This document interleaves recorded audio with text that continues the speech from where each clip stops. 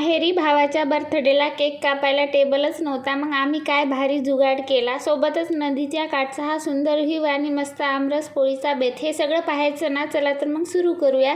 Hello guys, welcome to my channel. तर झालं असं की आज माहेरी जायचं होतं आणि कपडे मात्र प्रेस करायचे बरेच बाकी होते. तर टाईम होता जाण्यासाठी, म्हणून सगळी कपडे प्रेस करून घेतली.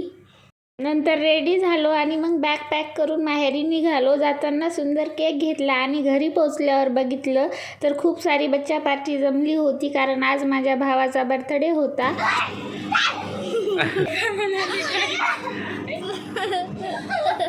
या लेकरांची मस्ती इकडे चालूच असती. चला तर असो, आई इकडे जेवण बनवत होती आणि मी भाजीपाला आणलेला फ्रीजमध्ये काढून ठेवला.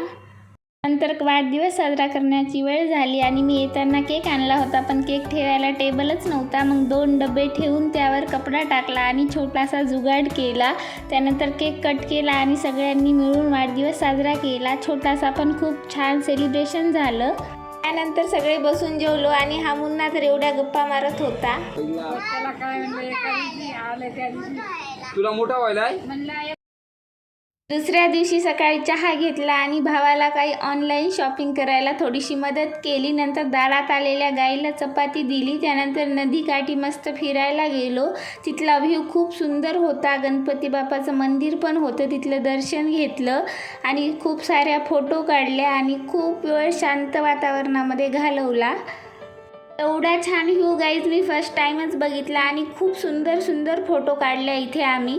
तर एवढा छान व्ह्यू आहे ना, पूर्ण मी शेअर केलेला आहे तुमच्यासोबत. पूर्ण व्हिडिओ लास्टपर्यंत नक्की बघा आणि कधी पण तुम्ही येऊ शकता इथे फोटोशूट करण्यासाठी.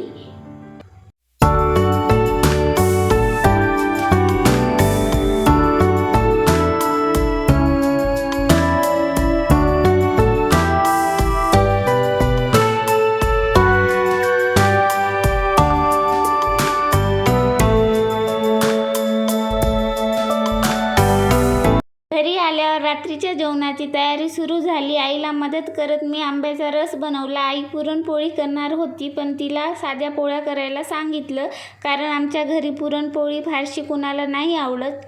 असं करता करता जेवण तयार झालं. तुम्हाला पुरणपोळी आवडती का? कमेंट करून नक्की सांगा. व्हिडिओ आवडला असेल तर लाईक करा, सबस्क्राईब करायला विसरू नका. बाय.